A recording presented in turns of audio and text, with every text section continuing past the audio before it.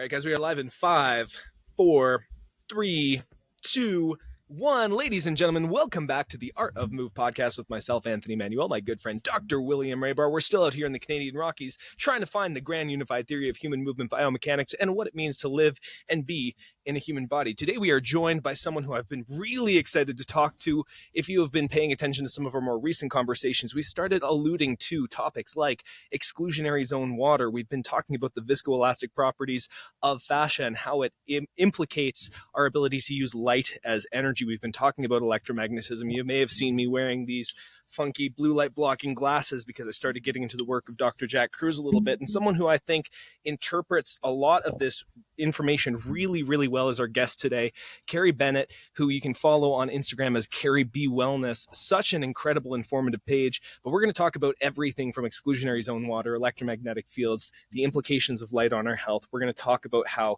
easy water forms in our body and implicates fascia. We're going to go all over the place, and I don't want to say what we're going to talk about because usually when we have these conversations, they go in wild and wacky places that we don't even anticipate. So first of all, Carrie, thank you so much for joining us for today's conversation. We're so excited to talk to you. Thank you, Anthony. Thanks, William. I'm really excited to chat with you too as well. So right off the get-go, for people who aren't familiar with your work, I know my understanding of your story is that you were diagnosed with adrenal fatigue by a naturopathic doctor. You experienced symptoms like chronic fatigue, insomnia, bloating. You had a bunch of health issues, but your blood tests were normal. On the outside, you looked perfectly healthy. But you're like, there's no way that this is actually normal. There's got to be something else. You got like, I think you said a master's degree in clinical nutrition, trying to solve your own problems. And eventually you came upon light as sort of the sort of defining factor that you hadn't considered yet. So that's my understanding of your story a little bit. What did I leave out and what's important for people to know? And then tell us a little bit about your journey and how you got to where you are now.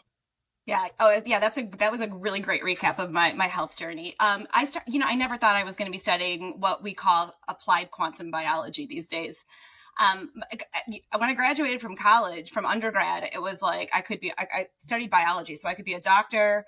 I could have gone to grad school. I had some grad school opportunities, and I chose to become a massage therapist, right? And so my parents were like, "Oh, okay, right?" But like something was calling me away from more of the traditional studying of the human body, and so I was like, "Sweet, like let me kind of see where this goes." My parents were like, "Get a job and put yourself through massage school and do your thing. Like, we trust you."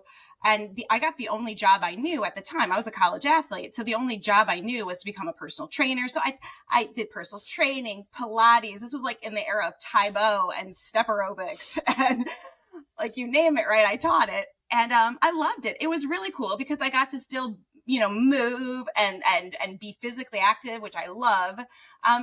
And massage therapy school gave me a completely different viewpoint of the body. It was this viewpoint of energy flow, which, I had to really wrap my brain around. And I was like, yeah, that's interesting. That's a very interesting esoteric way of understanding the body.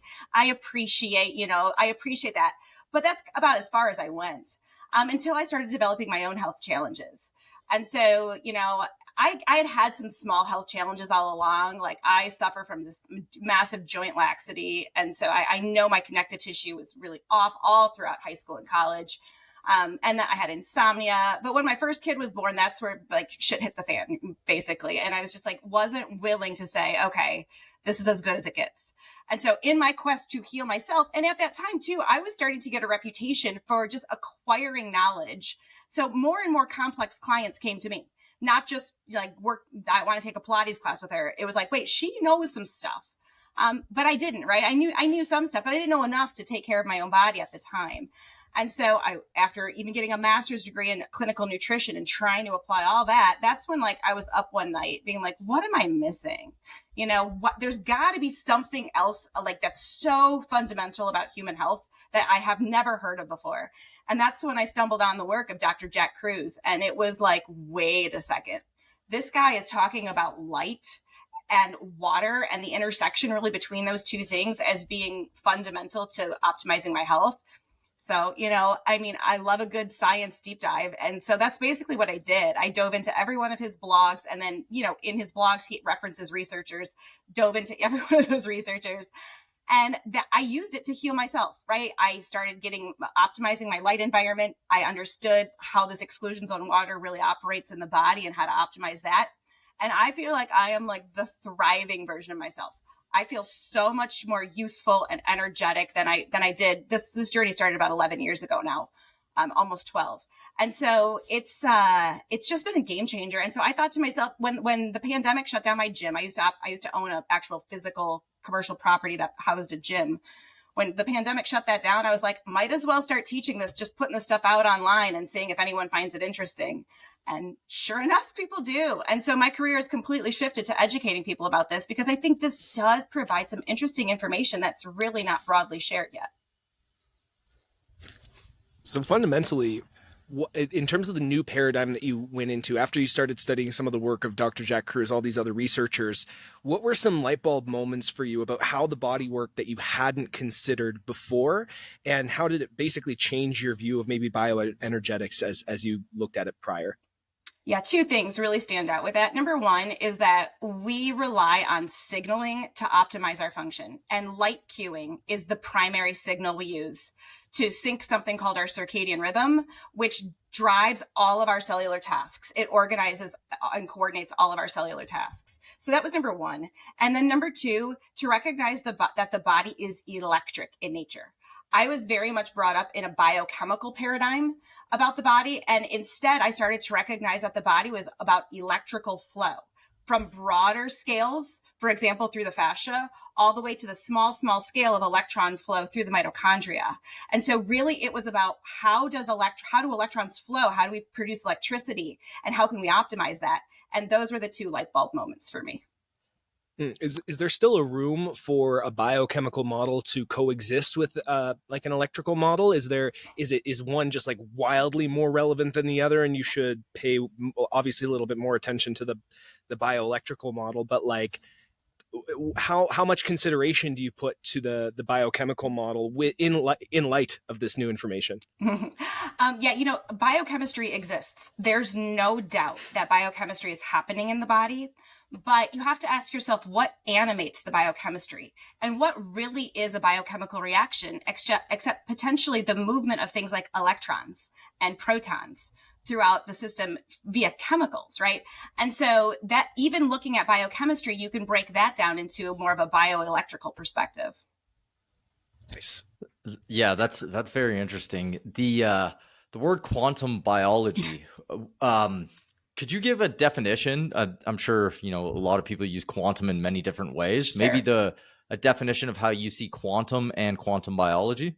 Yeah, absolutely. So quantum biology was actually coined by two researchers, John Joe McFadden and Jamel Khalili. One was a biologist and one was a physicist. And they got together to say, wait, I see these kind of, gaps in the research. And yeah, I see these gaps in the research. Maybe we can talk to each other and come up with share some knowledge and see what's occurring, And in particular, they were studying the migration patterns of birds and the signaling that happens. And they were the first research team to prove that quantum biological processes were happening in living systems. Before their research came out, which was really we're looking at about 10 to 15 years ago, before their research came out, the word quantum was used in two different ways. It was used in the more of the woo-woo esoteric, and I say that with utmost respect for people who do that sort of energy healing. But it was kind of given like quantum, that's like a little out there. And then the other way it was used is in the strict way, we're talking about quantum mechanics or quantum physics, which was studied very much in a controlled environment. It was always in a vacuum or in a super cooled setting, because the assumption was that quantum biological processes like electron tunneling couldn't, or proton tunneling couldn't be taking place in the warm, wet systems that we call the human body.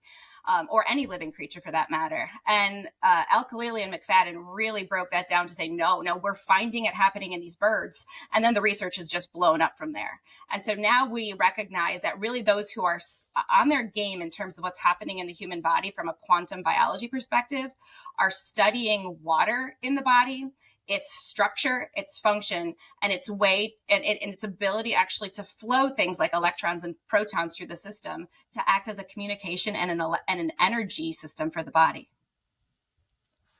Can we deep dive a little bit more into that? What you just said about the water and how that works? Because the regular person is just like, I need some clean water source, right? I need some natural spring water, and I'm good to go. Once it enters the body, how does that get optimized in your opinion?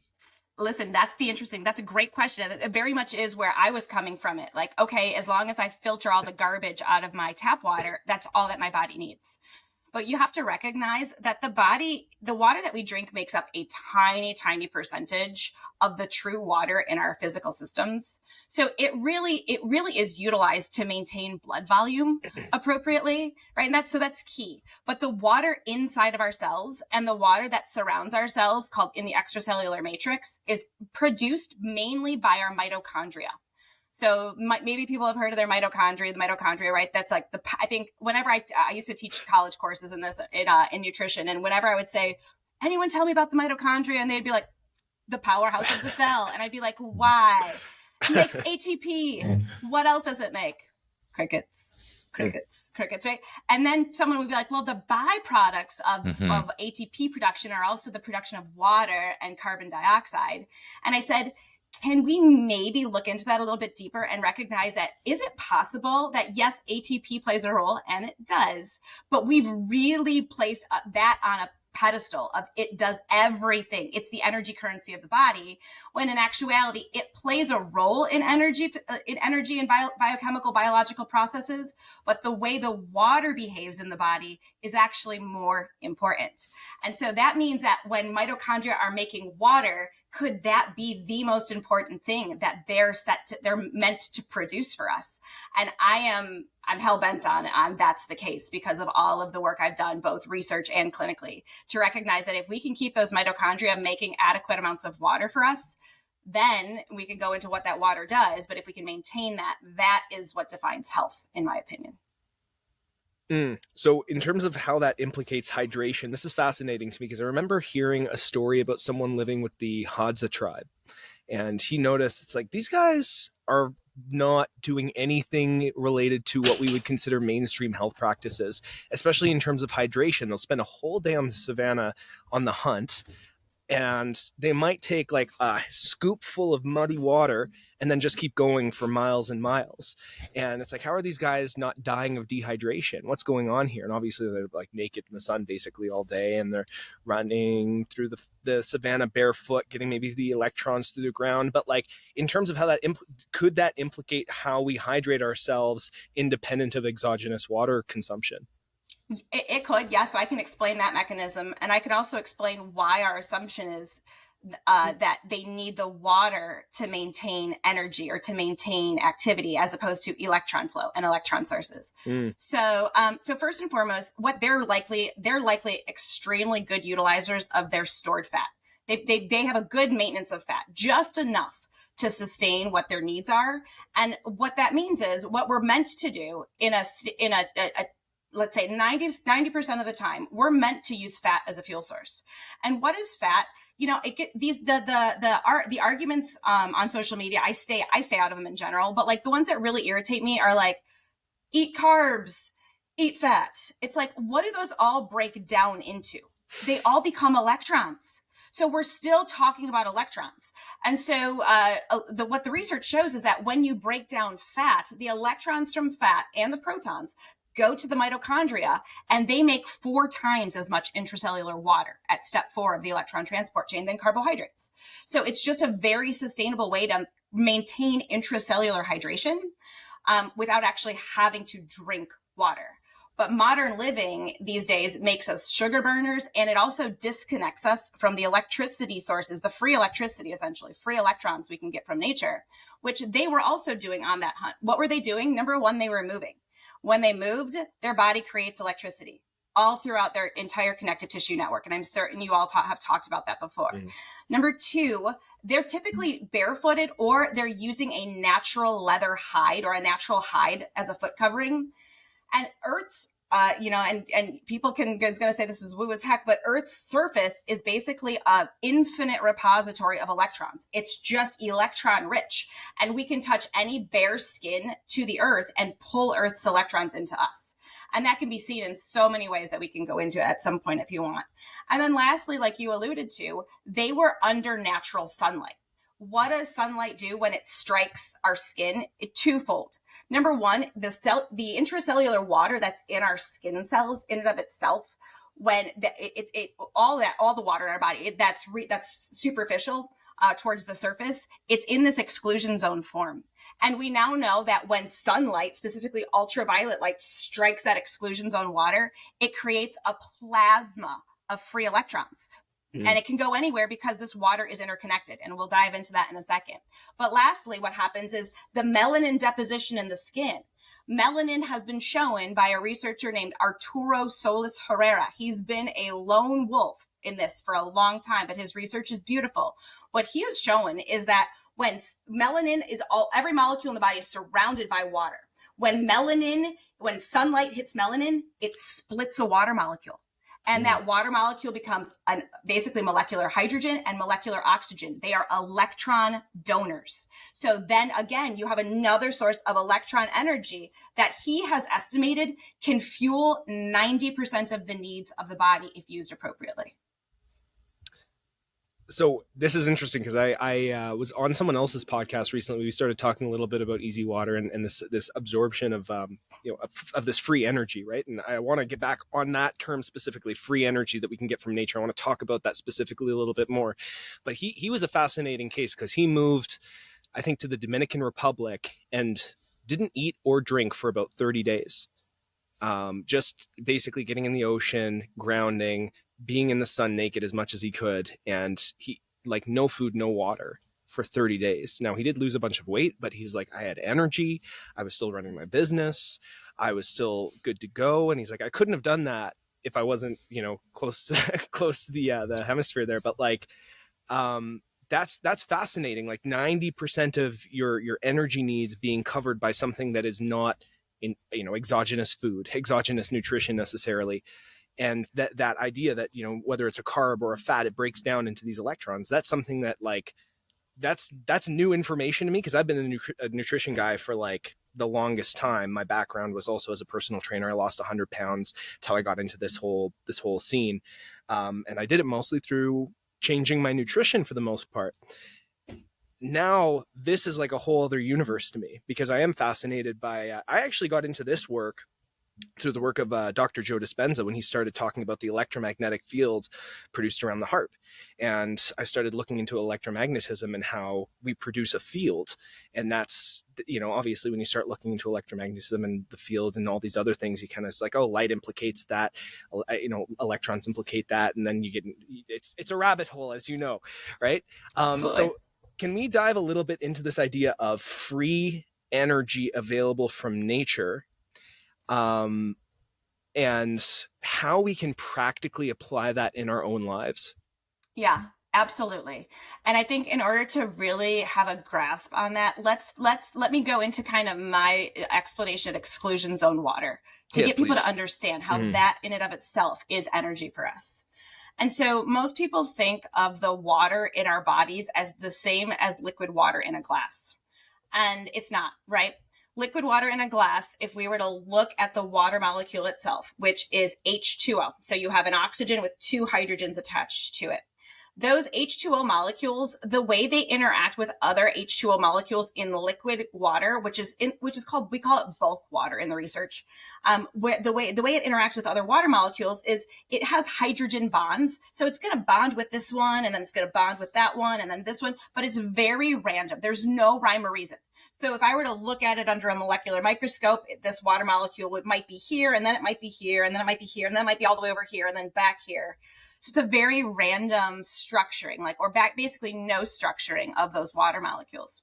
But what Dr. Gerald Pollack's lab, and he's the one who really made exclusion zone water popular. He coined the term exclusion zone water, or EZ water.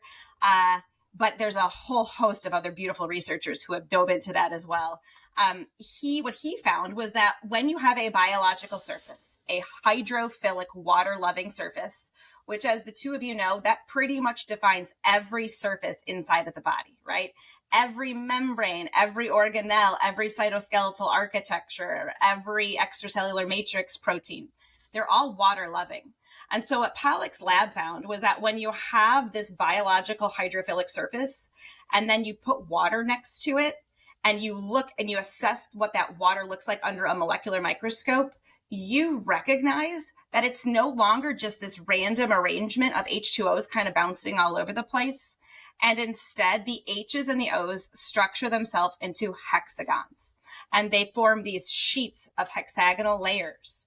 And you have the oxygens at the vertices, the hydrogens in between. And then, Jerry went a little bit further and he said, well, okay, what are we going to do? Like, let's characterize this. Let's see what's going on with this. This is very unusual. And so what he did was he put like tiny little beads in the water first. So, he sets up his biological surface. It's called Naphion in a petri dish. He takes some bulk water, puts these little beads in it, and he pours the water into the petri dish, and he waits a couple minutes, and he finds that, wait a second, wherever this biological surface is, the beads are never touching it. The beads can't physically penetrate close enough to ever touch the biological surface, which is why he called it an exclusion zone, because he found that he could get nothing beyond an electron to penetrate into that area. So anything basically bigger than the size of a proton or bigger was excluded from all biological surfaces. That tells you something right there. Like, wait a second. Okay. So that also makes me, that's why I also don't put a whole heck of a lot of stock in biochemistry research, because it almost always omits the water.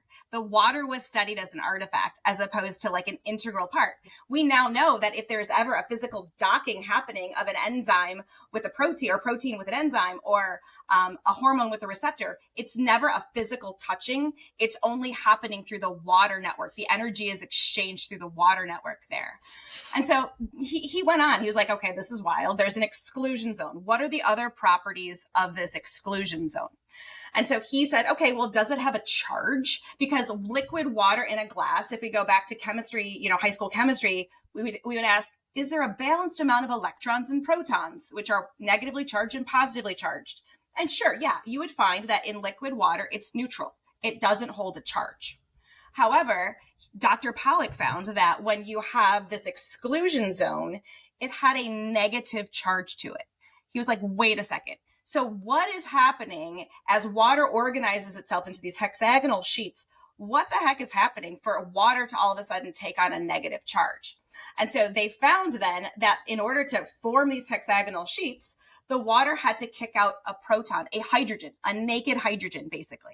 And for those who don't know, hydrogen is the most basic element on the periodic table. It is just a proton in the nucleus and typically one electron, right, around it.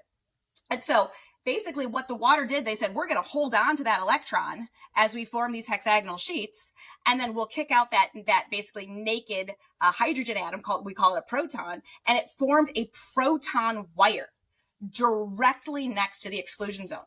And then as you got farther and farther away, biological surface, negatively charged exclusion zone, proton wire that's positively charged. Then if there was extra space, the water would drift into more of like the random liquid bulk water, like we might find in the interstitial space, like, where there might be some fluid flow happening, like in the, with the lymphatic fluid. So he was like, wait a second. Is it possible that water is separating its charges negative to positive for a reason? And so he took a microelectrode and stuck it in the negatively charged exclusion zone, a microelectrode and took it into the positively charged proton wire, and he lit a light bulb. And he said, that's why batteries have a negative side and a positive side. You have to separate the charges for electrons to flow and to create electricity. And so there's a lot of other things that I can go in. The fact that the water was structured in hexagons in and of itself, that turned the water into a state that's studied in physics called a liquid crystalline state. and it's like a liquid crystal that's doped with an extra electron. That means those extra electrons are freely mobile anywhere this water network is interconnected.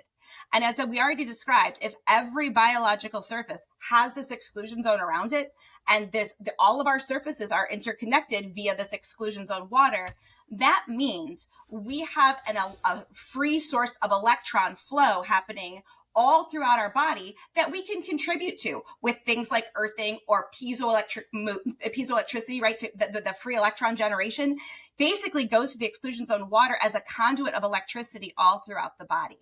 And so like once I started to realize these things in my brain, I was just like, why the hell was I never taught any of this? And how cool and like how huge is it to know this and just to understand it and try to help people realize this is a main source of energy. So that's why the Hadza Tribe got it, right? They recognize that we have, they might, maybe they know this, maybe they don't, but naturally they realized that they had a network throughout their body where they could get energy from nature, free energy, electrons from the surface of the earth, sunlight creating free electrons in the body. It could all get disseminated wherever it needed to go via this conduit that we call exclusion zone water. So we were talking about piezoelectricity yesterday, and we were talking about it in the context of bones, and I can see that they're crystalline. But this is news to me. Crystalline structures on the, between surfaces, and we're talking fascia, right? We're talking on the, like in between and the outside of fascia, in muscle. Like, where are we talking? It's a great question. That is happening. Is it within the blood as well, or is that a different type of water? It is in the blood as well. But so, okay. I mean, blood is a connective tissue. So like the word I'm going to use is connective tissue.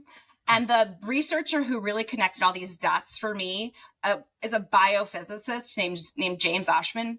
And what he termed something called the living matrix. So he was big into fascia for a long time. But what he recognized was that we separate our terminology for this fabric that basically is a unifying fabric of the body. It's just when it gets smaller and smaller scales, we give it a different name. And so we basically assume that it's a different substance. But what we can maybe feel as fascia in like along our IT band or in our low back, what we recognize are these broad areas of fascia. Actually, when it gets to the surrounding the cells as the extracellular matrix, that is still the same contiguous connective tissue that has the exclusion zone around it. And a researcher in the 80s, Mark Brescher, found that actually there's proteins that penetrate from the outside of the cell to the inside of the cell. There's bridges, transmembrane proteins, which is where the fascial connections from the outside of the cell can go into the cell and become the cytoskeleton, and then into the nucleus of the cell, where it's the nuclear matrix.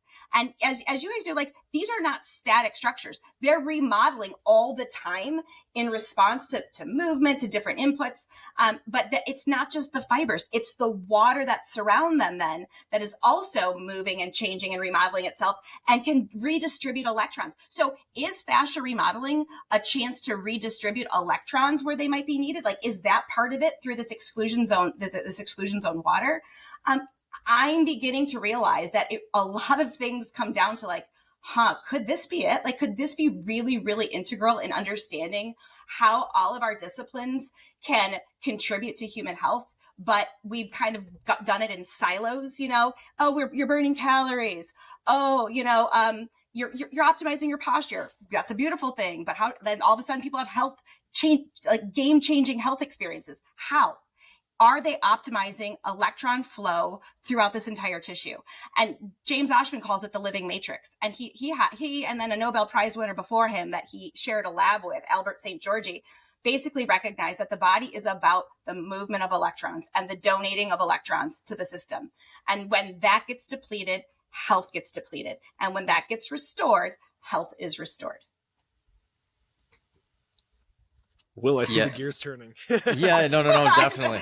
Definitely. I'm just, no, it's not too much at all. I'm right in your zone. First off, I'm going back to school. I'm flashing back to school, learning the electron transport chain a million times, and hearing about the water spitting out in the last, what is it called? Last protein. Yeah, I believe it's 4. Deoxidase. Yeah, exactly. Yeah. And just thinking nothing of it and going straight into the, I would thought was the juice, the ATP. We all need to learn how many ATPs come out of here, right? Now it was water the whole time. It's water But the whole time. so when you get older, you start to dehydrate, visibly even, right? Yep. So is this kind of seems like the key to me here, to keep hydration between layers and allowing electrons and electricity to flow between the layers. Am I onto something there? You are 100% onto something. A researcher who you might like to dive into, his name is Gary Kirch, or Greg, I forget, G. Kirch is what all the research articles are. But and here's the another annoying thing about studying this, they're called different things, like we know in different lines of work. He is specifically studying tissue flexibility. And what he considers the appropriate amount of tissue flexibility he's found to be associated with healthy tissues, and he calls it bound water. And what he found is that when one loses bound water throughout the connective tissue in particular that he's studying, that correlates with tissue stiffness. And then ultimately, then you could see it as a precursor to different diseases. And so my brain is like, oh, if we lose water in aging, and if as we age, we traditionally get a little stiffer and stiffer, and when we're completely dead, we form rigor mortis, could it be that we are just losing the ability to maintain the appropriate hydration levels, and that we're losing the flexibility that we once had, but that comes at a consequence of also losing cellular electrical communication happening at that level as well? So with that in mind, what are practices that you would have to reduce that gradual dehydration? Like lifestyle, practical. I'm not university educated. I am the guy who reads all the blogs and listens to the podcasts and then tries to translate things into practical layman's terms. That's my role on this podcast, as the least educated person on any of these shows. So in terms of practical application, when the rubber meets the road, it's like, okay, you're getting older. You know that sunlight now acts as this signal. You can get free electrons from the ground by earthing. You're taking your shoes off. You're spending time on the ground. We didn't even dive into non-native EMFs yet, which I really want to get into as well. That's some juice there too. But practically, how are you reducing this rate of dehydration in your tissues as you age, and how do you maintain that electrical conductivity in your system? Yeah, you got to look at a couple of different things with that, right? And so there are some great practical applications to this. You have to ask yourself, number one, are my little mitochondrial factories pumping out water efficiently? So there's a whole host of ways we can support the mitochondria. That's where I look to for sure. The other place that I look to is the fact that Pollack's research also showed that when he created this exclusion zone, this biological surface, this exclusion zone, and it had this little part that was excluded that had these little tiny beads in it, he actually had a research student who was just kind of playing around, and there was this light bulb that was typically off that this research student was like, what happens if I shine a light at this, And so he's shown a light, and it was an incandescent bulb, and he's shown this light at this petri dish, and then he walked away, and he came back and he found that the exclusion zone had expanded fourfold, and he thought to himself, I think I found something. So they replicated it so many times, and so we now know that there's a certain wavelength range of light that actually can maintain this exclusion zone water conduit throughout the body. So why is that an issue these days? Why are people kind of maybe getting depleted in this? Or why are we seeing disease progress faster and faster, or earlier and earlier? That's because we have decided to remove all sources of infrared from our modern living environment. We used to have, I'm old enough, like we had incandescent bulbs. I don't know how many times as a kid I accidentally burned my fingers on them because it was like, ooh, yeah, ooh, ouch, yeah, oops. And so that is a source of infrared heat. If you go further back than that, what did we have? We had campfire that was keeping us warm at night. And then beyond the window, or beyond the lighting that's shifted, that's basically removed all the infrared to make an energy efficient bulb. Modern window glass has done the same. Modern window glass has said, well, ultraviolet is damaging to human health, so we might as well completely block that using glass. And oh, by the way, we want to make it really easy to maintain internal temperature in someone's house or office space or wherever. So we might as well put on these films that also prevent the infrared from entering the space as well, so we can maintain a constant temperature. So so the difference between me being inside right now with closed windows versus if I step outside, sunlight, regardless of when it's there, it could be a cloudy day, it could even be a snowy day, right? It could be cold, because not all infrared we feel is heat. but the sunlight always contains approximately 50% of its rays as infrared wavelengths. And so being inside, we're just basically never charging this water battery up because our internal environment is lacking the energy source, the infrared that's needed to do so. But then you guys would appreciate this, right? Because what about exercise? Like, what's kind of like, how does exercise tie into this? Well, my brain goes to, well, when I exercise, A, I force my mitochondria to make more water for me, and B, I make heat. I generate my own infrared heat. I get hot. So could exercise simply be another way to reestablish water levels and exclusion zone water in the body? It's something that I'm considering as a potential means of one of the benefits of regular exercise. I think that would be almost intuitive. On a practical end, okay? So let's say right now I lay on a PMEF mat. I have a, what are they called? Tuning forks. I tuning fork daily. Take hot baths. I don't know if that's a temperature thing that you would recommend. Infrared, that's infrared. Yes. Okay. And I'm getting a structured water device. I get water from a spring. What else could I do on the practical end from all those things I listed? Something practical I can do that just off the top of your head. Lay outside naked for a little bit, or as many, in as much clothing as you can take off, right? And just allow those wavelengths to touch your skin and charge the battery that way. Touch bare skin to the earth, because you can essentially increase the electron flow happening through this conduit by conducting Earth's electrons into you. Sound is a great way to do it. Frankly, so I took a whole bunch of continuing education from a really amazing sound researcher, John Stewart Reed. And what I never realized was that as sound travels through different mediums, right? Sound has to travel through a medium. In air, it travels because it causes molecular collisions in the molecules here. It can travel through my body, through the different mediums of my body. And when sound passes its vibrations onto another molecule to propagate, it makes infrared. It produces infrared. So sound is another way. I think that's a mechanism for sound healing, is why sound healing can be so profound, because sound healing imparts what we would call coherent energy, coherent information to the body, and also produces infrared, as opposed to something like the noise pollution that we now know can create mitochondrial dysfunction. Such a jarring noise. Anytime you have anything that creates mitochondrial dysfunction will impair the electron flow, and so impair the ability to make water at step 4. So you can kind of start to see, okay, what am I doing that are sources of infrared? Where am I gathering free electrons from, either via movement or touching my skin to the earth? And then what am I doing that might be destroying the integrity of my mitochondria and their ability to make water for me? And if you can support those pillars, you can go a long way to supporting your health. So let's talk a little bit about the factors that disrupt that mitochondrial ability to produce energy, right? You mentioned that loud environmental or ambient noises can disrupt that. What are some other factors that people are maybe exposed to every day that they almost normalize in their life? For example, non-native EMFs. Non-native EMF and blue light, both of those, right? Okay. Where do you want to start? Non-native EMFs or blue light? Because the mechanisms are different. Okay, well, let's start with blue light, because I do have a few probing questions about that I'd like to get into. Sure.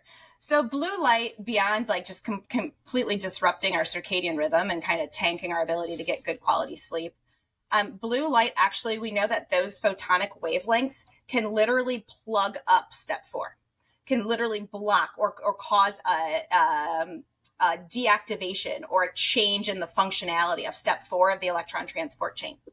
And so whereas blue wavelengths inhibited the production of water there, red wavelengths allowed the water to flow back through. And when you go outside and you recognize in nature, there's always this balance of red and blue, this give and take.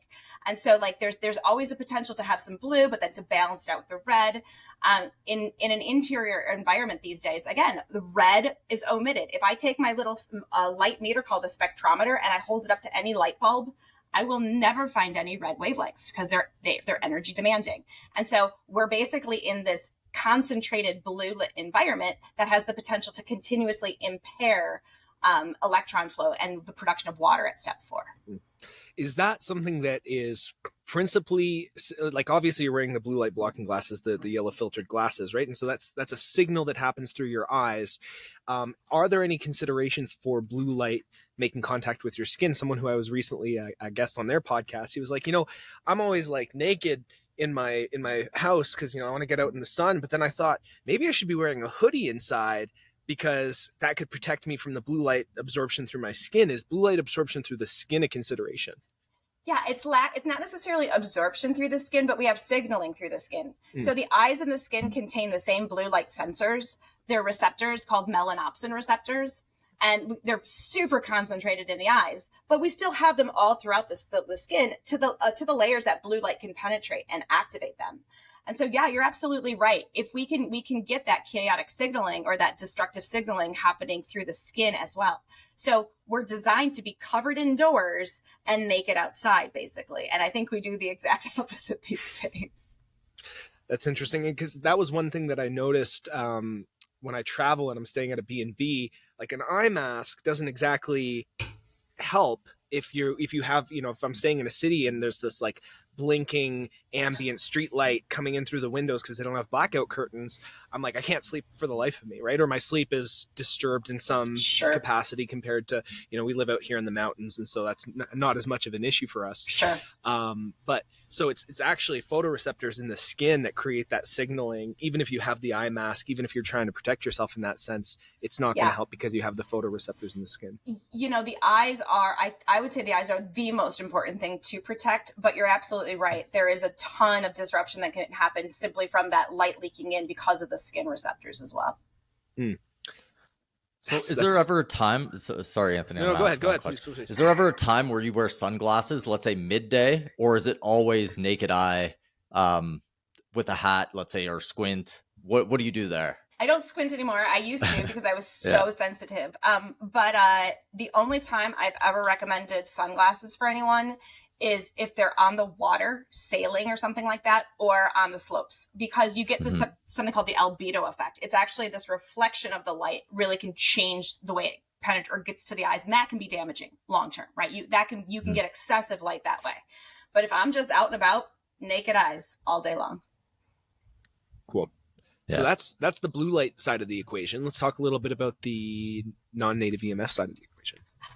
That's an interesting one. So non-native EMFs, they both impact the exclusion zone water itself and also the function of the mitochondria. So it's kind of a double whammy there. And the way that what Pollock's lab showed, now for the life of me, I've screenshotted this article, but for the life of me, I cannot find it if I go to Google. So if anyone wants to fact check this, it's not there. It's been removed, right? It's been removed. But his lab showed that you can get a decrease of exclusion zone water by 15 to 20% when exposed to Wi-Fi style radiation.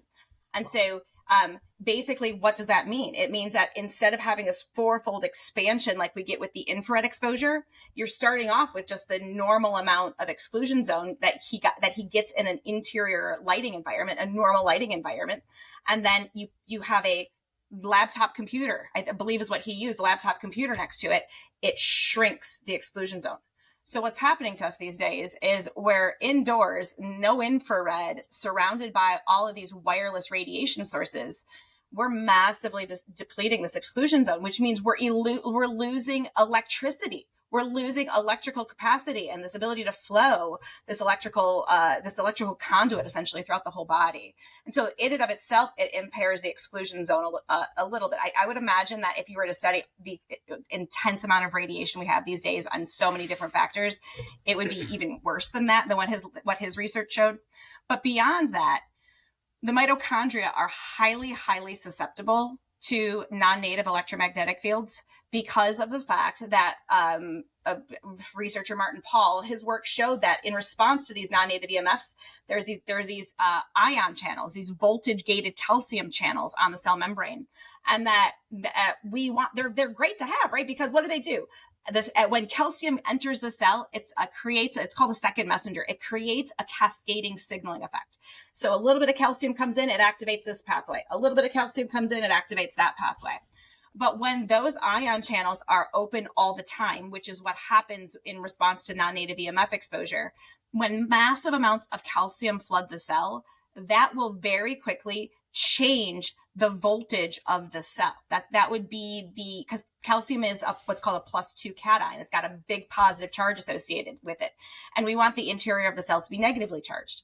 And so the cell says, oh crap, what's going on? Step one, the one particular part of the cell called the ER, the endoplasmic reticula, says, okay, we got to get this calcium out. Like shit's hitting the fan. We got to get this calcium out. And then the mitochondria, because the flood keeps happening, the floodgates are open, the mitochondria are like, wait a second, okay, let me go. And so the mitochondria also can start to sequester the calcium, but that basically impairs them from their primary function, which is electron flow to create water and ATP. And so it creates what Dr. Robert Navio, who he's a functional medicine doctor. I like him a lot. He's not necessarily, I think he's starting to get into the biophysics of this, but it creates what's called the cell danger response. And the cell danger response basically is like the cell being like, waving the flag, somebody come help us because like we're not able to sustain this capacity anymore. And so that's where you get like this ultimate cellular dehydration. And then you basically don't have enough energy in the cell to run all of the tasks. And when that happens, the cell starts to get dysfunctional. You accumulate so many dysfunctional cells in a tissue that tissue becomes damaged, and then disease starts to manifest as disease symptoms start to display themselves. Wow. Yeah, that is a different look than how people usually look at this, right? So practicality, turn off Wi-Fi, airplane mode. What do you do if you're in a city and you're just bombarded with EMFs? Is there something you can do to kind of mitigate everything? Don't be afraid. Don't be afraid, right? Don't be afraid, because fear in and of itself is super damaging to the body. Yeah. But number two is like I feel the impact of non-ionizing or non-native EMFs, the impact of how biologically damaging it is, works on a property called the inverse square law, which basically means the closer it is to my physical body, the more potential it has to cause harm. So take out the AirPods, take off the Apple Watch, keep a cell phone in your pocket all day long, unless it is on airplane mode, or even then it's questionable if it's emitting radiation or not. My workstation, I switched from completely wireless. Everything is hardwired, and then I took it the next step. Like I got this ugly looking Ethernet cable right here, right? But when I take my EMF meter to this and make measurements, it's very low. So I feel happy about that. So yeah, could I walk that way a mile and run directly into a cell phone tower? I absolutely could. But I want to make sure I can take care of what I can control. And what I can control is what's on my physical body and in my workspace. And so I tell people to start there. And then also sleep space. Like you alluded to, the sleep space does matter. So if you can turn off your Wi-Fi, it matters.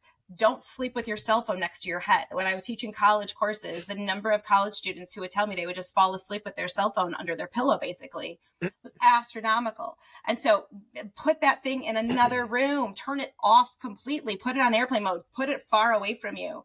And then, are there other things you can do to mitigate? Yeah, there are. You can get a little bit more extreme with it, but I think those go a long way in supporting these processes.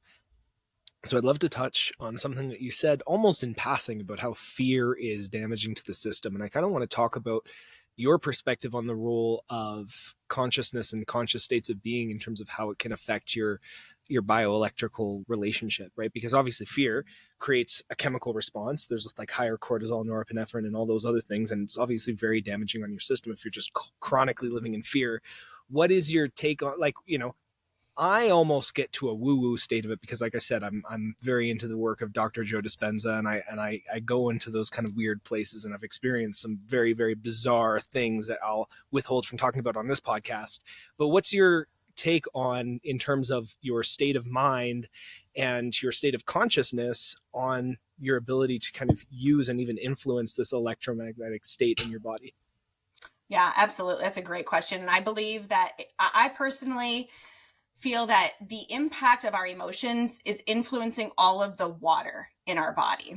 And specifically, though, the liquid water, the truly fluid water in our body. So I would say it's really impacting the water in the blood, the water in the lymphatic system, and the water in the cerebrospinal fluid. And I don't know if you've dove into, I'm drawing a blank on the researcher's name, but he is big into like kind of connecting the science of the cerebrospinal fluid with the woo, loving his work. But why would that matter? Why would our emotions impact the liquid water? Well, it really is this also along the lines of this principle of homeopathy, or the fact that water is an antenna for every frequency in the environment. Can I dive into that? Like, Please. Are you ready to go there? Yes, Please, yes, let's do I'm it. so ready to go there. So let me highlight a couple of things that I think will help people connect some dots. Number one, there is this really long-standing modality called homeopathy. Well, what the heck is homeopathy? But the serial dilution of a substance until the physical substance itself is no longer in the water. Yet somehow, if I were to consume just the water that had that physical substance, I can still have a physiological response to it.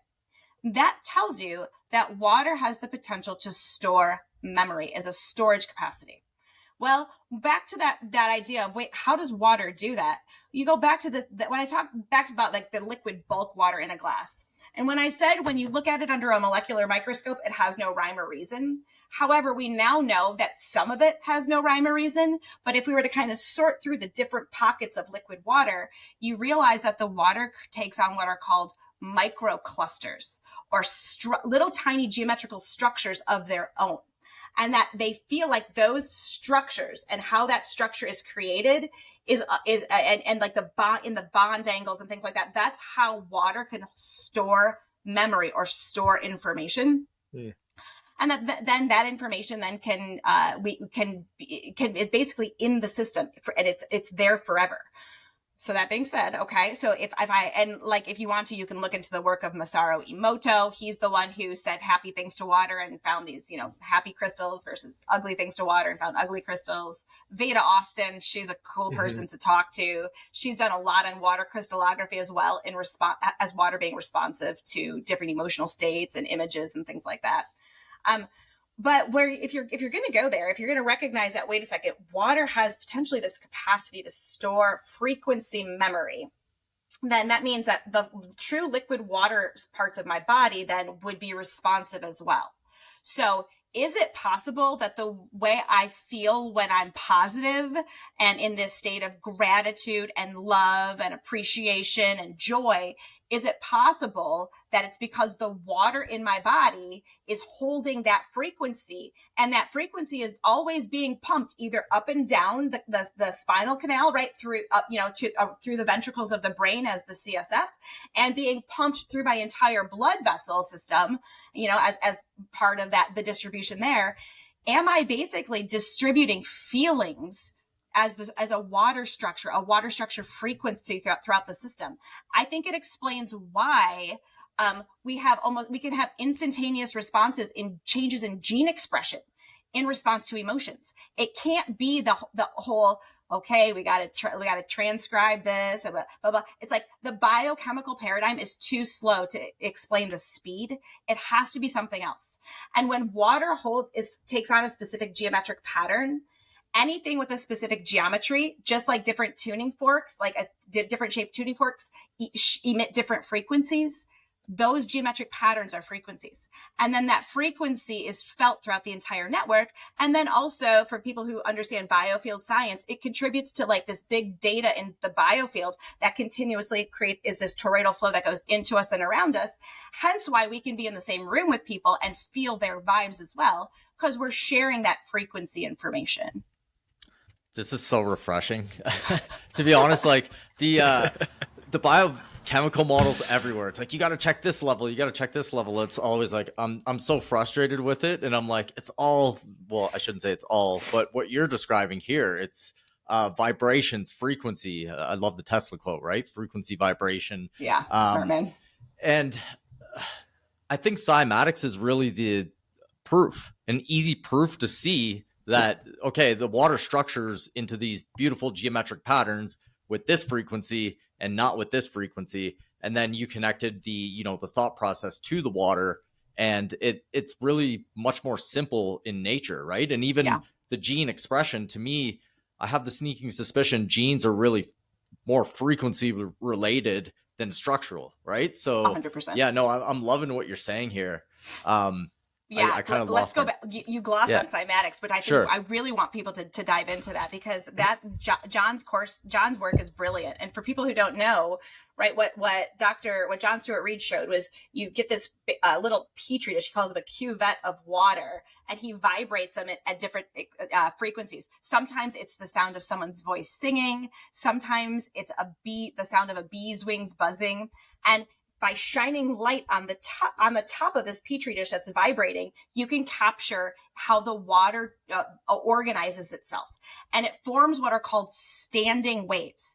And so anyone who's experienced a wave pool actually will know what a standing wave is. It's this idea that you can kind of slosh the water a certain way, and then at some point you build up this really big like sinking up of the waves, and you get this big trough, like this big peak and then a trough, and peak and then a trough, kind of all in the same position.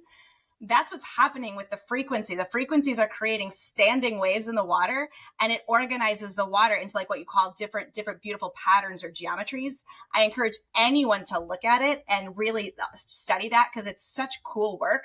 But what his research also did, and this kind of takes it a step further, was he said, okay, if this sound and if even intention has the ability to do this to water, what is it about these frequencies? What is it? Is it electromagnetic in nature? He wanted to kind of weed out the electromagnetic aspect of it.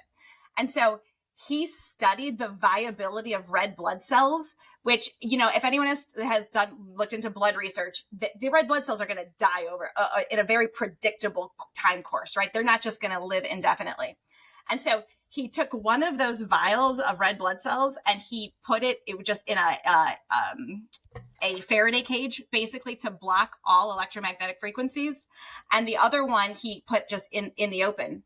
And so he said to himself, a Faraday cage is going to block all EMFs. So if I get a change in the red blood cells, if the red blood cells can stay living or stay thriving or viable for longer, a frequency that is not electromagnetic must be impacting those red blood cells. And he likely said it must be the water, because it's a lot of water in the blood.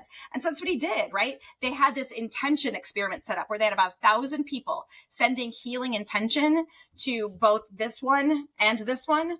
And they found that even though the healing intention did work for this one compared to the traditional time course that they would die, this one like was off the charts too, super like rich and full.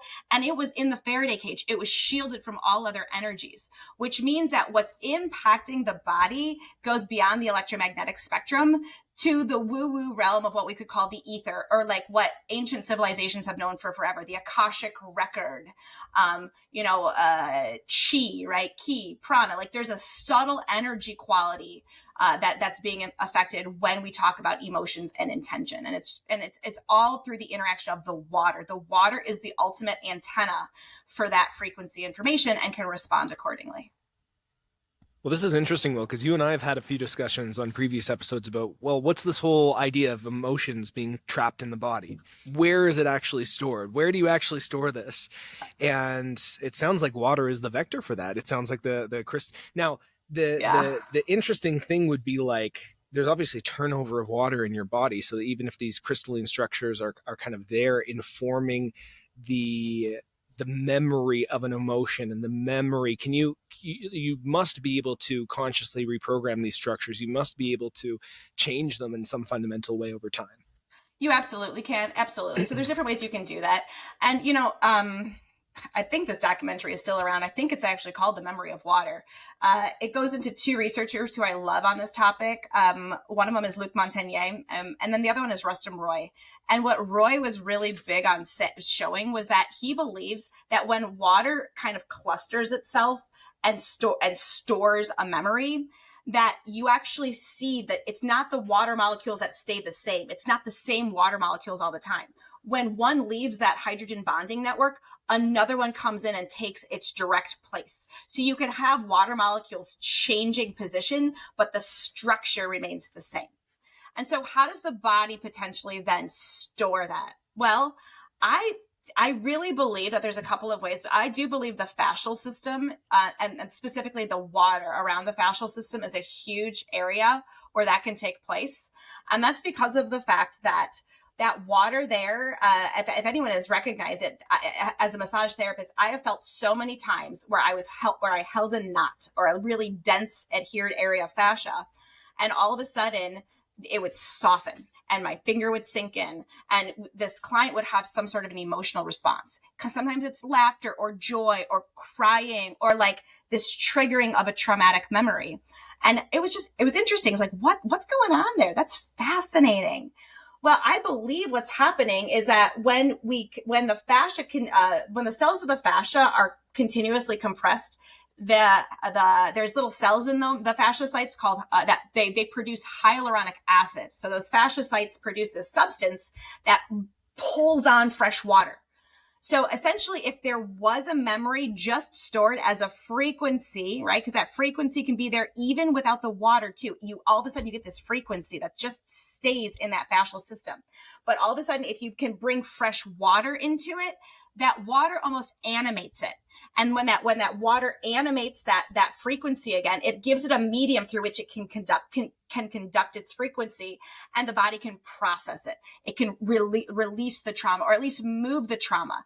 And so when you study water that way, and also when you study how trauma is held in the biofield, that's Eileen McCusick's work, you recognize that it's not about the not having the trauma. It's about its ability to move and flow through the system. And when it gets stuck in a certain area of the biofield, or it gets stuck in a certain area of the body, that's where it's jarring resonance. It's creating a jarring resonance that I think can disrupt the whole entire system. And when you get it moving again, it's no longer in one location and just creating this kind of chaotic signal.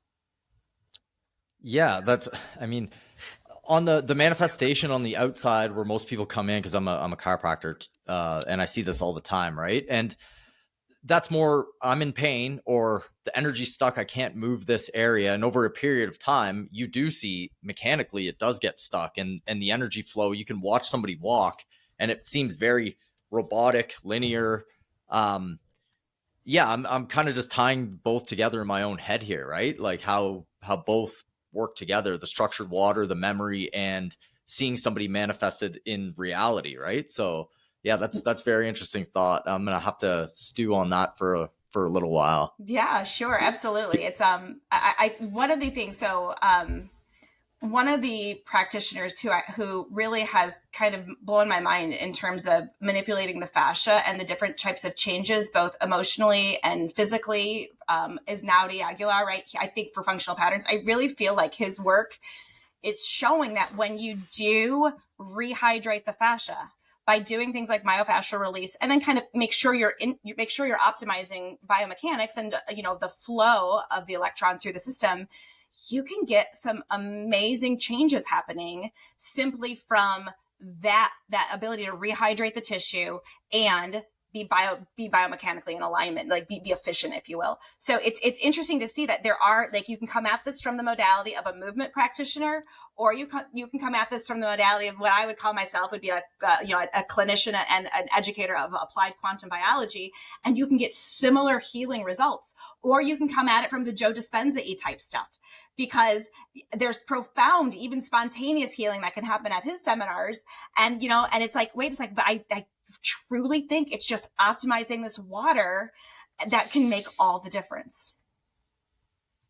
Yeah, Anthony, we were talking about this the other day where we were like, somebody who's in the movement field would be like, it's movement that's the key, or biomechanics. And then somebody in the light field would be like, it's light, or, somebody in the sound field, it's sound. But, we're one body and we got to integrate it all. And exactly. This is definitely a missing piece in most people's arsenal, a huge missing piece, because nutrition and biochemistry have really taken over as the primary thing, right? So if that's not the key, then a lot of people are missing out. So this is fantastic. What I love about this stuff here is, like, William, you're a chiropractor, right? So it's like, it's not like chiropractic care doesn't have any benefits. It has massive benefits. But now you're a chiropractor and you can maybe take like this viewpoint of human physiology and say, oh, I got these tools in my toolbox to optimize it this way. And maybe I'm going to have that conversation about them taking off their AirPods and their Apple Watch. And maybe I'm going to tell them to go get barefoot in nature some more. Like, you can layer on modalities that are all have healing purposes, but just kind of when we recognize that there might be a unifying factor throughout the whole entire system. And if we can support it with the tools we have in our toolbox, then I think that that's just going to make us all better practitioners. If you don't mind, I'd love to pivot real quick to just almost like a rapid fire, practical, short question format of a few different practical things. One thing that's fascinating is that light is this powerful signal, and we have all these photoreceptors in our skin. A question that came to my mind, especially since I just got a huge one on my leg, is, do tattoos implicate the signaling of light in our bodies? Does it affect it in a negative way? Tattoos can have certain effects. It's an artificial, right, pigment that's not necessarily artificial, but oftentimes artificial and just non-native pigmentation. So yeah, that can affect the ability to receive light there. You also have some inks, not a lot these days, but some inks have metals, and some also have microplastics. So those can act as almost as an interference field. So I don't know if you're familiar with that term, and like it's more in bioregulatory medicine, but they recognize scars because scar tissue, and that's what you're creating with a tattoo, micro scar tissue. That scar tissue, when it lays down its tracks, as you know, it's not in the beautiful helical patterns and linear patterns that you see with healthy connective tissue. It's really very much a more disorganized pattern and more dehydrated. It's definitely a dehydrated tissue. So are you creating then a block of flow and communication through that area of the body because of that, because of a tattoo or because of a scar? Now, in clinical practice, I have not seen tattoos be impactful, but I have really seen certain scars, I think, be impactful. And when we can reestablish healthier fascia and hydration around the scars, like a C-section scar or a gallbladder or an appendix scar, if we can reestablish healthy hydration in there and healthy connective tissue, you're essentially removing a roadblock for the flow of electrons and protons, for that matter. I'd love to dive in. Thank you for answering that, by the way. Quick question about morning light and evening light. You were talking about the potential of the signaling effect of light. And I think an 80-20 that I've heard mentioned a couple of times is morning light and evening light. Is there an optimal window for you to get this light? And if so, like what's the best practice, like best case scenario for an 80-20 in terms of the signaling of morning and evening light? Yeah, absolutely. So yeah, I mean, I'm not going to pretend to think that we have studied light enough to know what every single frequency does in every single moment of the day. But just based on my 15 or so years of clinical experience here is that when we get outside in the morning, the sequential layering and changing of the frequencies of light in the morning appear to be key triggering methods to optimize different pathways in the body. And so what I mean by that is, right, light through a prism, full rainbow, but that full rainbow and then the stuff that we also can't see, the infrared and the ultraviolet, it doesn't stay static all day long. At sunrise, you're not going to have as much, or before sunrise, you're not going to have as much blue. It's going to be way more dominated by the red and the infrared.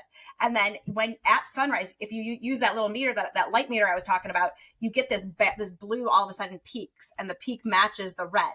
That is a signal to the hypothalamus and this clock in my brain called the suprachiasmatic nucleus that tells time for me. That's a signal there to start my day. And what does it do? It kicks off pathways like the hypothalamus pituitary adrenal axis to make cortisol, the hypothalamus pituitary thyroid axis, the ovarian axis. There's a lot of communication happening with that hypothalamus. And that first signal is that appearance of blue light. And so what happens then, you have to ask yourself, right? What happens if my first thing that I do is I wake up and I just stare at a cell phone screen that is this huge, intense shock of blue light to the system? Well, it fast forwards your body to the middle of the afternoon because blue light is not that intense at the start of the day. And then you see the sun gets higher in the sky and all of a sudden you get the appearance of the ultraviolet spectrum.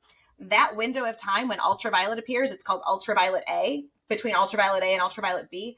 that actually impacts and balances so many different neurotransmitter pathways in the body. And we don't have to go into the nitty-gritty details unless you want to, but if you're looking to optimize things like dopamine and serotonin, if you're looking to optimize your focus, your thyroid, your levels of inflammation, your libido, your ability to burn body fat, being outside during that window of time is so key. And that's all before the sun gets high enough for you to even start to make vitamin D through your skin, which then has a benefit anytime you can get in that window.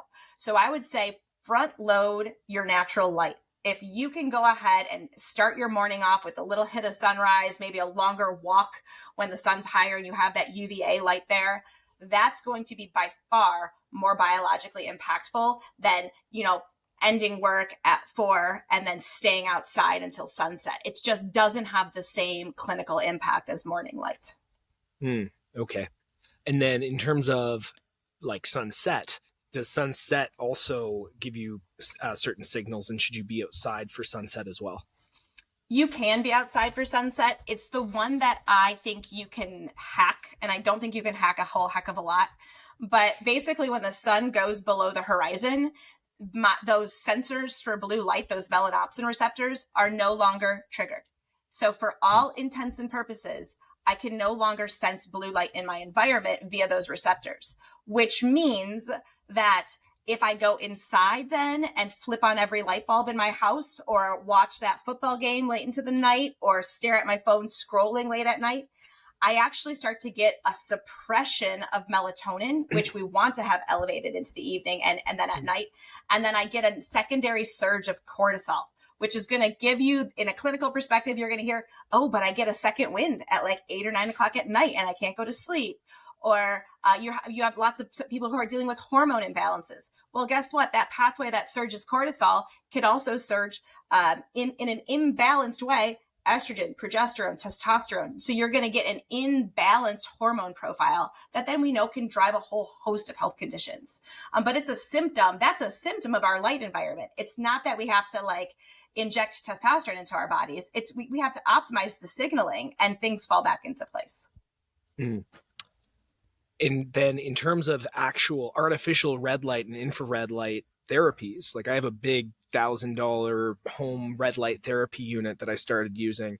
Are we for that, or are we against that? Or is there an optimal time to use that? Should we be careful of the timing of when we use that? What's your take on red light therapies? Red light therapy is one of the most useful tools that someone can have on hand because of how much it offsets the blue light toxicity that we get living indoors these days, and how much it supports mitochondrial health and mitochondrial water production. Plus those wavelengths of infrared, the near infrared wavelengths on those panels, while not the best way to charge that exclusion zone water battery, it's more of the far infrared that does that. It'll still do that. It'll still be supportive of our entire exclusion zone network. So I'm a huge fan of red light therapy. The only hesitation that I ever have is if someone tells me they're doing it right before bed, because that's still a very bright light. And not only are we responsive to the colors of light, but when our pupils dilate or constrict, that's another signal as to the timing of day for us. And so all of a sudden you may have had your pupils dilating a little bit more because it's dimmer and you have a darkened interior space. And then you stand right in front of this red light therapy panel and your pupils are like, what time of day is it? But other than that, I love red light therapy. Cool. What about PMEF? Have you looked into that in terms of water or light? It's not my modality that I've looked into a ton. Now I've had one client locally, right? And it was the game changer for him in terms of how much it supported his healing journey. And he had been on a long chronic illness journey. And so I think that it can have a therapeutic application, but just like any other device, I think you just have to be aware of how to use it, the appropriate dosage, when to use it. I mean, there is a little bit of a dose response curve you can even get with red light therapy. Like, if you're going to tell me, if Anthony was going to tell me, I stand in front of that thing for 7 hours a day, right? Like, I'm like, that actually is probably well beyond the dose response curve, and you could actually start to cause more harm than good. And so I think if you are just work within those parameters and also subjectively, if it feels good to you, I'm a big fan of, you want your modalities that you feel are supportive, like you think are supportive, to actually feel supportive to you as well. Absolutely. And then Yeah. in terms of home lighting situations, like you're talking about these high efficiency bulbs that should we switch to incandescent bulbs? Should we consider, something that isn't overhead? Like what's a home lighting solution that you recommend to your patients?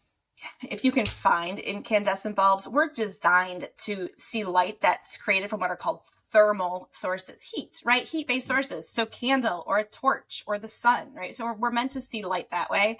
And so I am still a big fan of incandescent bulbs, but the small little decorative ones that are of a dimmer wattage and at table height, because our melanopsin receptors in our eyes are most triggered by the sun. They're at the back bottoms of our eyes, right? So they're the most triggered when light is overhead. So we're like, switch out, like turn off all your overhead bulbs after sunset. If you need to, turn on a couple of these little incandescent table level bulbs if you can, and then call it good and try to make your space dim. And then I'll definitely, pop on my blue blockers, right? So I put these on at what I would call between sunset and nightfall. And there's an app called the CIRCADIAN app. If anyone's interested in figuring out when those times are in your location, you can program your location for that. And then I just protect my eyes. And I'm still live a modern life. Like we'll do family movie night. I love watching sports, with the family at night. I just am smart about it. Mm. And then from your perspective, how does nutrition play a role in all of this? Do you think that nutrition is less consequential if you take care of all these factors? Or do you think there are certain nutritional considerations people need to do in order to optimize the effects of these practices? Well, I think first and foremost, you cannot be eating a nutrition profile that increases inflammation. Because what is inflammation? Inflammation in the body is basically electrons that need a pair. It's a lost electron. Electrons like to exist as a pair. And so if you're eating stuff that's driving up these inflammatory cascades in the body, it means that you're requiring an even bigger electron demand on a daily basis. So it's to calm that inflammation. So that in and of itself can just be depleting of our electrical systems. Next, you also have to ask yourself, okay, what's the most important thing I'm getting from food?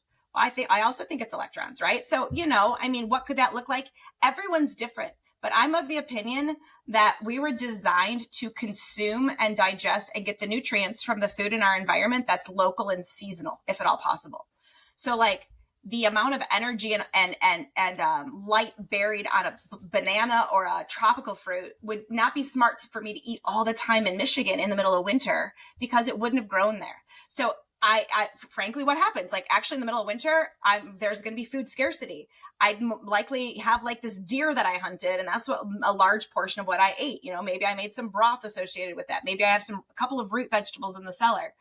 But that being said, so I think there's a reason why, if you look at the research, cold, darkness, scarcity, all of those things impact this pathway for longevity called the AMPK pathway, right? Mm. And so it's like, if we can eat according to our season, we're naturally going to optimize certain pathways and gene expression when we do it that way. So, food's important, but I don't think it's actually as important as people make it out to believe when it's like, I got to count my macros. I got to count, I got to get this much fat or this much protein, or I can't go over this amount of carbs on a daily basis. It's just in the long term, I don't think that that's a really realistic or sustainable way. And I don't think it's necessary. I've seen people focus on their nutrition last in my clinical practice and optimize all these other things and be perfectly healthy, thriving, beautiful individuals. And so it's interesting because obviously plants and food contain photosynthetic information. And when you're talking about eating out of season, eating from another place, you think the light energy from that area is stored within the food. Do you think that affects our circadian signaling as well? It affects the mitochondria for sure, because the based on the amount of light energy. So electrons interact with photons, right? Photons of light. So as food grows, it's basically gathering light into its electrons that are all a part of its the plant or the animal or whatever's growing. And then so as we eat that food, we're breaking the electrons down. And those electrons, based on how they were programmed with the amount of intense light or lack of intense light that they have, those electrons actually enter the electron transport chain in two different places. If it's a carbohydrate, it enters at cytochrome 1 or step 1 of the electron transport chain. If it's a fat-based electron, because that actually has less light buried on it, it enters at cytochrome 2. And so why does that matter? Well, electrons only like to jump so far or tunnel through this electron transport chain so far. And so the spacing of these steps of these respiratory proteins really matters. And our modern living environment, actually, mitochondrial dysfunction is just an increase in the spacing of these proteins, even very, very small, but we're more likely to lose electrons. And so what's going to happen if we are eating a lot of carbs out of season and we've got this spread, electrons are not going to want to be able to jump from step to step. So we're way more likely to lose electrons if they have to jump 4 steps to make it to the end point and create water than if they enter at step 2 and have to jump 3 steps. So it's just kind of a little basic math equation there as well. It's like, so it makes sense. And when we do enter them at step 1 in the middle of summer, what do we have in our environment? We've got exclusion zone water. We've got our bare skin touching the earth. We've got electrons to essentially calm the extra inflammation that's happening from these lost electrons, because these lost electrons become reactive oxygen species, reactive nitrogen species. They can damage the membranes and create these inflammatory cascades. So my take on food is way different than I think the typical discussion these days. That's why I wanted to ask, because I have been so bored of the typical discussions of nutrition. It's all the same thing repeated in different ways. And this is the first actual novel interpretation of how nutrition works in the body that I've been able to discuss. My personal last question is, have you ever used or recommended methylene blue as a supplement? And if so, why? And what are its implications in terms of your relationship with light? Absolutely, I have used it and I have recommended it, definitely. There are a couple of caveats to recommending, while I believe that it can still be safely used with the majority of the population, people who are on things like SSRIs have to talk with their physician, although sadly, likely their physician will be like, what the hell is methylene blue? And then also the people who have something called a G6PD deficiency, which is part of like the energy metabolism pathway.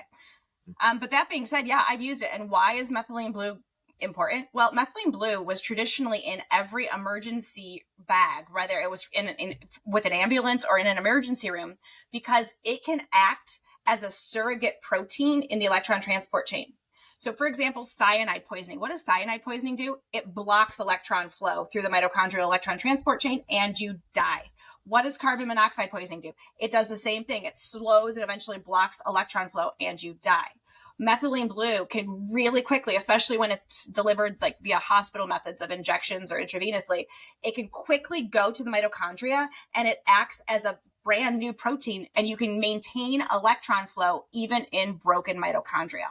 And so it really is. So if you can, it's been used for those recovery purposes, but then think about it. That's high dose, extreme emergency use.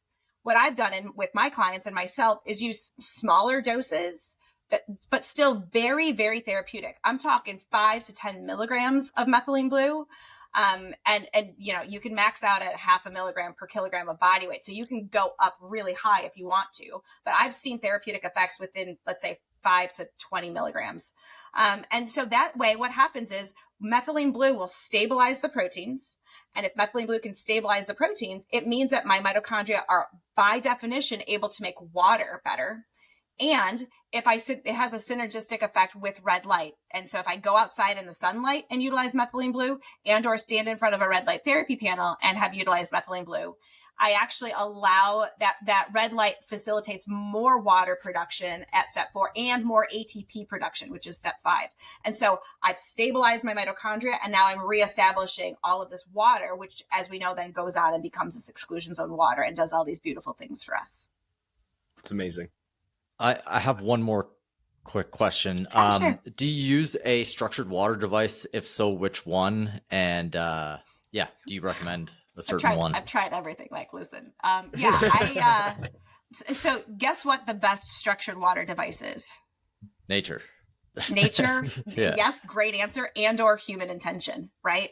Like using, I think there was a reason why every single civilization and or, religious practice expresses gratitude before a meal.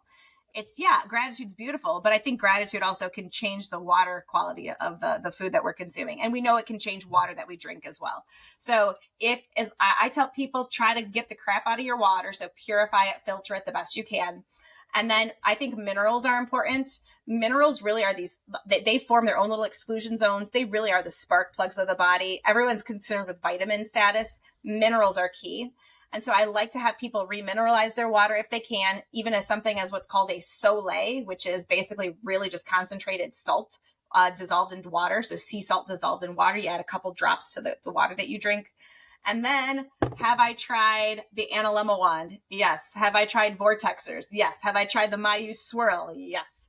Have I tried the whole house structurizers or the under the sink ones from all these different companies? Yes. And I think they all do a great job, frankly. I don't think that there's one that I would say is, oh my gosh, this is so far superior. I tell people, like, what resonates with you? Is it being like, thank you, water? Or is it like swirling the Analemma wand? Whatever works for you is perfectly fine. Amazing.